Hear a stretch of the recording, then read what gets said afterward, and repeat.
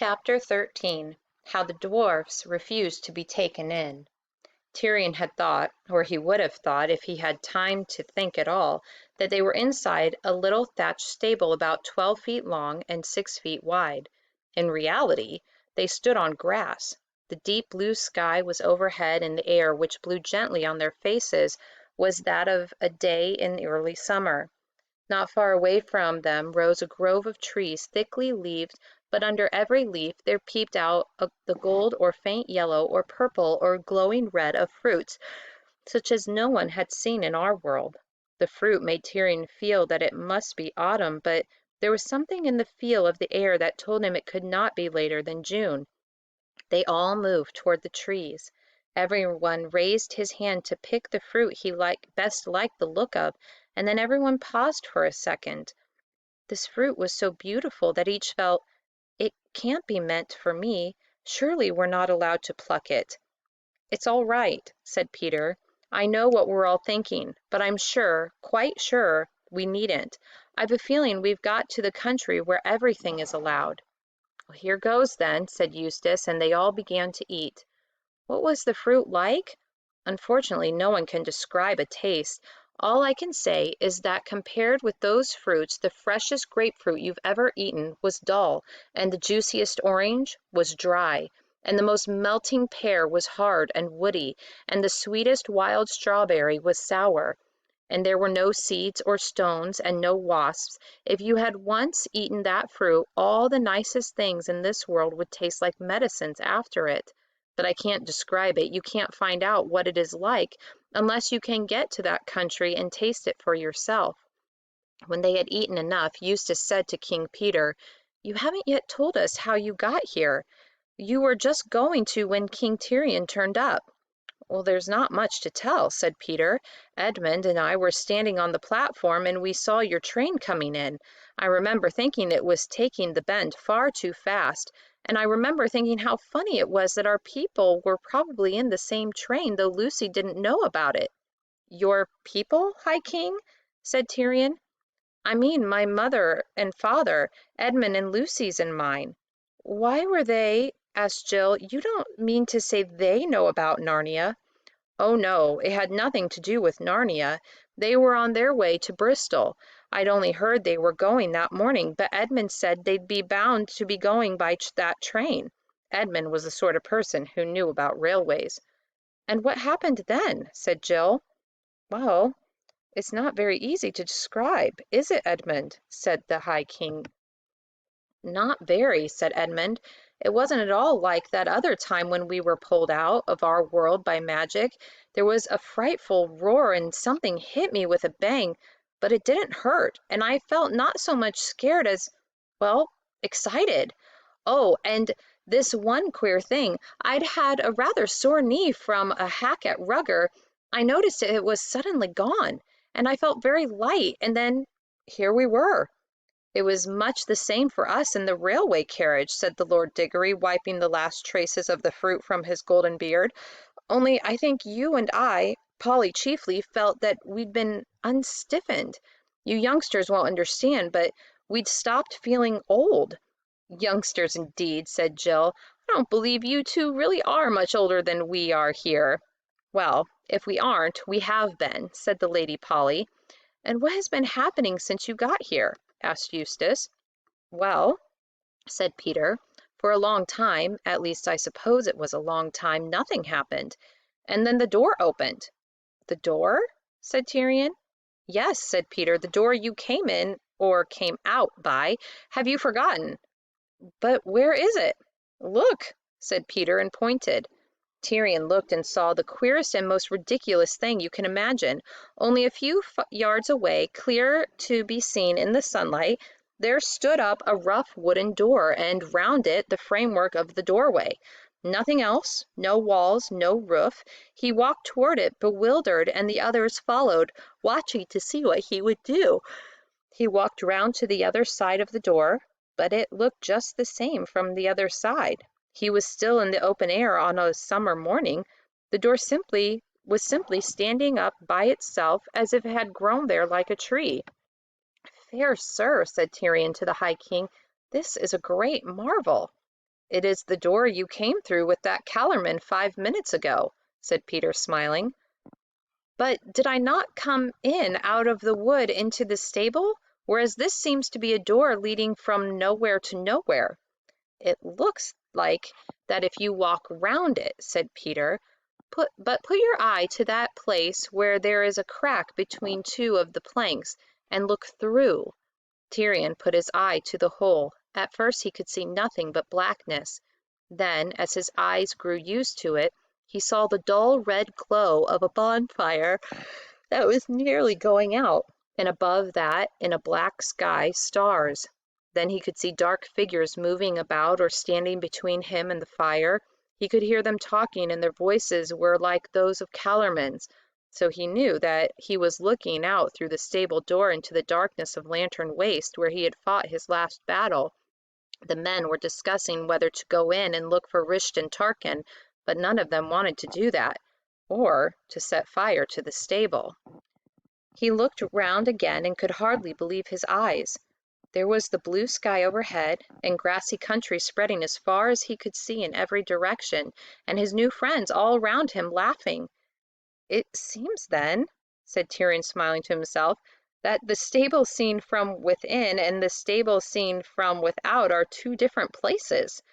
"Yes," said the Lord Diggory, "its inside is bigger than its outside." "Yes," said Queen Lucy, "and our world too. A stable once had something inside it that was bigger than our whole world." It was the first time she had spoken, and from the thrill in her voice Tyrion now knew why. She was drinking everything in even more deeply than the others. She had been too happy to speak. He wanted to hear her speak again, so he said, "Of your courtesy, madam, tell on. Tell me your whole adventure." "Well, after the shock and the noise," said Lucy, "we found ourselves here, and we wondered at the door as you did. Then the door opened for the first time. We saw darkness through the doorway when it did, and there came through a big man with a naked sword. We saw by his arms that he was a Kellerman. He took his stand beside the door with his sword raised, resting on his shoulder, ready to cut down anyone who came through. We went to him and spoke to him, but we thought he could neither see nor hear us, and he never looked round on the sky and the sunlight and the grass. I think he couldn't see them either. So then we waited a long time. Then we heard the bolt being drawn on the other side of the door, but the man didn't get ready to strike with his sword till he could see who was coming in. So we supposed he had been told to strike some and spare others. But at that very moment when the door opened, all of a sudden Tash was there, on this side of the door. None of us saw where he came from, and through the door there came a big cat. It gave one look at Tash and ran for its life, just in time, for he pounced at it and the door hit its beak and it was shut. The man could see Tash. He turned very pale and bowed down before the monster, but it vanished away. Then we waited a long time again. At last the door opened for the third time, and there came in a young Kellerman. I liked him. The sentinel at the door started and looked very surprised when he saw him. I think he'd been expecting someone quite different. "I see it all now," said Eustace. He had the bad habit of interrupting stories. "The cat was to go in first, and the sentry had orders to do him no harm. Then the cat was to come out and say he'd seen their beastly Tashland and pretend to be frightened to scare the other animals. But what Shift never guessed was that the real Tash would turn up. So Ginger came out really frightened, and after that Shift would send in anyone he wanted to get rid of, and the sentry would kill them." "And, friend," said Tyrion softly, "you hinder the lady in her tale." "Well," said Lucy, "the sentry was surprised. That gave the other man just time to get on guard. They had a fight. He killed the sentry and flung him outside the door. Then he came walking slowly forward, or where we were. He could see us and everything else. We tried to talk to him, but he was rather like a man in a trance. He kept on saying, 'Tash, Tash, where is Tash? I go to Tash.' So we gave it up, and he went away somewhere over there. I liked him, and after that—" "Ugh," Lucy made a face. "After that," said Edmund, "someone flung a monkey through the door, and Tash was there again. My sister is so tender-hearted, she doesn't like to tell you that Tash made one peck and the monkey was gone." "Serve him right," said Eustace. "All the same, I hope he'll disagree with Tash too." "And after that," said Edmund, "came about a dozen dwarfs, and then Jill and Eustace, and last of all yourself." "I hope Tash ate the dwarfs too," said Eustace. "Little swine." "No, he didn't," said Lucy. "And don't be horrid. They're still here. In fact, you can see them from here. And I've tried and tried to make friends with them, but it's no use." "Friends with them!" cried Eustace. "If you knew how those dwarfs have been behaving!" "Oh, stop it, Eustace," said Lucy. "Do come and see them. King Tyrion, perhaps you could do something with them." "I can feel no great love for dwarfs today," said Tyrion. "Yet at your asking, lady, I would do a greater thing than this." Lucy led the way, and soon they could all see the dwarfs. They had a very odd look. They weren't strolling about or enjoying themselves, although the cords with which they had been tied seemed to have vanished, nor were they lying down and having a rest. They were sitting very close together in a circle facing one another. They never looked round or took any notice of the humans till Lucy and Tyrion were almost near enough to touch them. Then the dwarfs all cocked their heads as if they couldn't see anyone, but were listening hard and trying to guess by the sound what was happening. "Look out!" said one of them in a surly voice. "Mind where you're going. Don't walk into our faces." "All right," said Eustace indignantly. "We're not blind. We've got eyes in our heads." "They must be darn good ones if you can see in here," said the same dwarf, whose name was Diggle. "In where?" asked Edmund. "Why, you bonehead, in here, of course," said Diggle, "in this pitch-black, poky, smelly little hole of a stable." "Are you blind?" said Tyrion. "Ain't we all blind in the dark?" said Diggle. "But it isn't dark, you poor stupid dwarfs," said Lucy. "Can't you see? Look up, look round. Can't you see the sky and the trees and the flowers? Can't you see me?" "How in the name of all humbug can I see what ain't there? And how can I see you any more than you can see me in this pitch darkness?" "But I can see you," said Lucy. "Whew!" I jumped. "Sorry."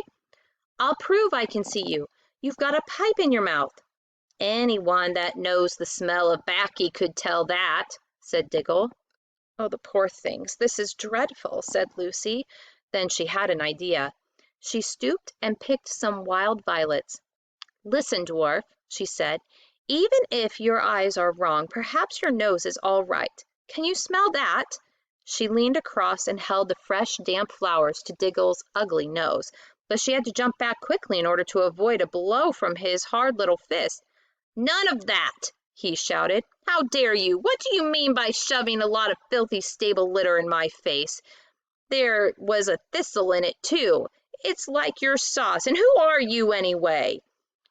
"Earthman," said Tyrion. "She is the Queen Lucy, sent hither by Aslan out of the deep past, and it is for her sake alone that I, Tyrion, your lawful king, do not cut all your heads from your shoulders, proved and twice proved traitors that you are." "Well, if that doesn't beat everything!" exclaimed Diggle. "How can you go on talking all that rot? Your wonderful lion didn't come and help you, did he? Thought not. And now, even now, when you've been beaten and shoved into this black hole, just the same as the rest of us, you're still at your old game, starting a new lie, trying to make us believe we're none of us shut up and it ain't dark and heaven knows what." "There is no dark, or there is no black hole, save in your own fancy, fool," cried Tyrion. "Come out of it." And leaning forward, he caught Diggle by the belt and the hood and swung him right out of the circle of dwarfs. But the moment Tyrion put him down, Diggle darted back to his place among the others, rubbing his nose and howling, "Ow, ow, what'd you do that for? Banging my face against the wall. You've nearly broken my nose." "Oh dear," said Lucy. "What are we to do for them?" "Let 'em alone," said Eustace, but as he spoke the earth trembled. The sweet air grew suddenly sweeter. The brightness flashed behind them. All turned. Tyrion turned last because he was afraid. There stood his heart's desire, huge and real, the golden lion, Aslan himself, and already the others were kneeling in a circle round his forepaws and burying their hands and faces in his mane as he stooped his great head to touch them with his tongue. Then he fixed his eyes upon Tyrion, and Tyrion came near, trembling, and flung himself at the lion's feet. And the lion kissed him and said, "Well done, last of the kings of Narnia, who stood firm at the darkest hour." "Aslan," said Lucy through her tears, will you, do something for these poor dwarfs?"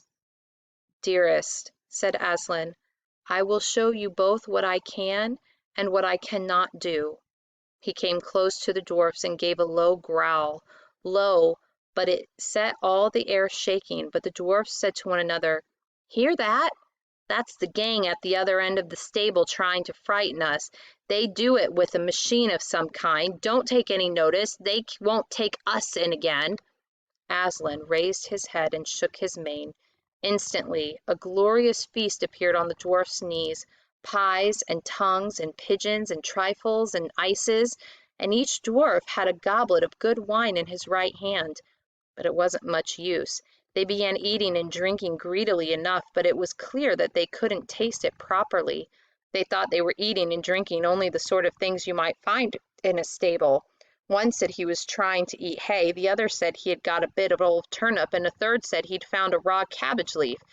And they raised golden goblets of rich red wine to their lips and said, "Ugh, fancy drinking dirty water out of a trough that a donkey's been at. Never thought we'd come to this." But very soon every dwarf began suspecting that the other dwarf had found something nicer than he had had, and they started grabbing and snatching and went on quarreling, till in a few minutes there was a free fight, and all the good food was smeared on their faces and clothes or trodden underfoot. But when at last they sat down to nurse their black eyes and their bleeding noses, they all said, "Well, at any rate, there's no humbug here. We haven't let anyone take us in. The dwarves are for the dwarves." "You see," said Aslan, "they will not let us help them. They have chosen cunning instead of belief. Their prison is only in their minds, yet they are in that prison and so afraid to be taken in that they cannot be taken out. But come, children, I have other work to do." He went to the door, and they all followed him. He raised his head and roared, "Now it is time!" Then louder, "Time!" Then so loud it could have shaken the stars, "Time!" The door flew open.